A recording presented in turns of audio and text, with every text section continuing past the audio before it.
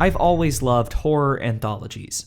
Growing up, 3 of my favorite series were Are You Afraid of the Dark, Goosebumps, and Courage the Cowardly Dog. The scary stories to tell in the dark novels spiked my nightmare fuel just by one look at its still horrifying illustrations and only worsened from there.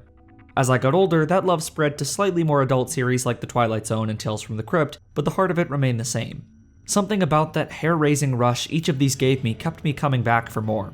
Perhaps no other genre lends itself better to the short format than horror.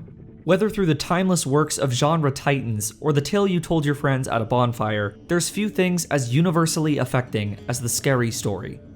On the opposite side, it's no secret anime has an unimpressive history with the genre. I won't belabor the point. Long story short, it just isn't scary. But horror doesn't have to tap into some primal fear to be affecting. Enter Pet Shop of Horrors.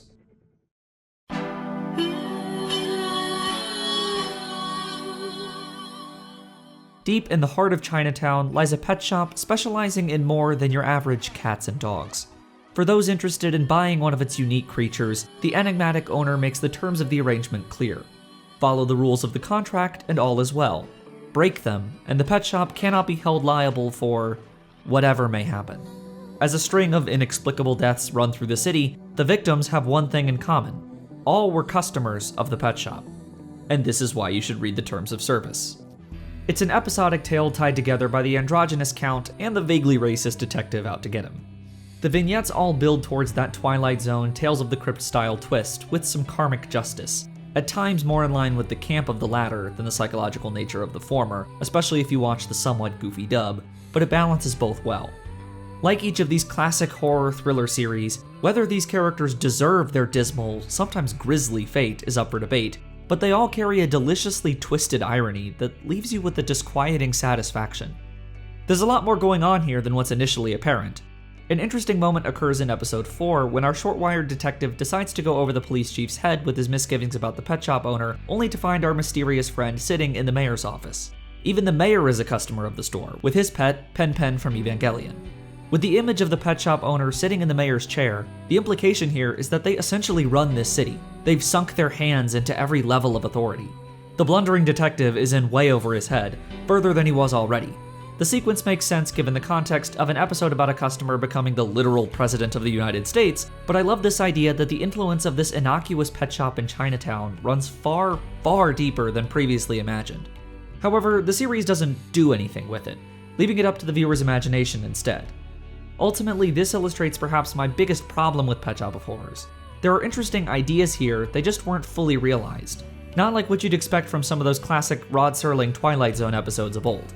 Maybe I'm expecting too much of a 4-episode OVA, especially since I'm comparing it to one of the genre's pillars, but it felt like we only got a flavor of the tales and players involved in these vignettes at times.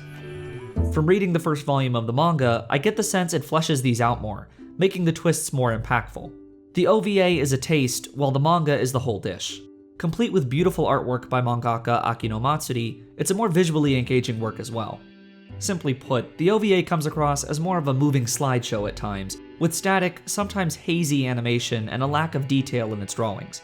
In a way, that muggy look works in the series' favor, coupled with the limited background music of repetitive vocal tracks to create this ethereal, formless vibe befitting the mysterious nature of the pet shop and its eldritch creatures. You may recognize one of its scriptwriters, Tatsuhiko Urahata, from Violet Evergarden some 20 years later. Hello, I said Violet Evergarden? Fine. The question remains then, should you watch Pet Shop of Horrors? I recommend reading it over watching it, but for something less involved, this OVA scratches my long-held love of the horror short story. Part of my problem with other anime horror anthologies like Yamishibai is their over-reliance on cheap thrills. Pet Shop is far more concerned with creating a very specific atmosphere that never lets you get fully comfortable. There's an unsettling heaviness to it all. While its director, Toshio Hirata, sadly passed away in 2014, his work lives on here. Despite my misgivings, it took me back to those works I grew up with. A reminder of what I love about this genre.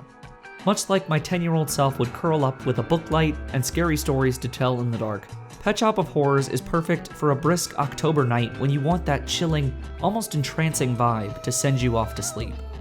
Just be careful when you turn out the light.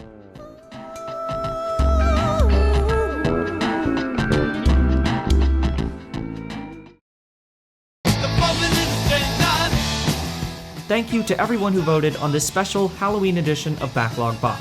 Next month will be Studio Shaft themed, with your choices Hidamari Sketch, Sayonara Zetsubo Sensei, Natsu no Arashi, and Sasami-san at Ganbaranai.